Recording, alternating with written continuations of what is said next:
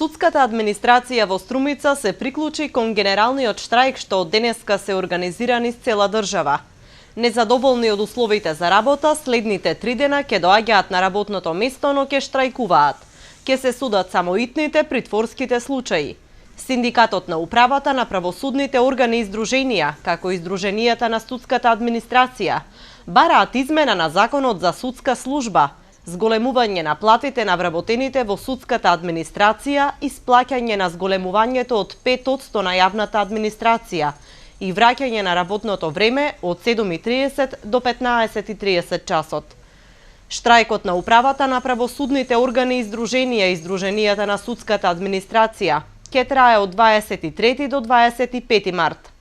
Како што велат, денеска и утре штрајкувачите ќе ја прекинат работата во полно работно време, додека во петок ќе биде организиран протест кој ќе започне во 12 часот пред Собранието на Република Македонија.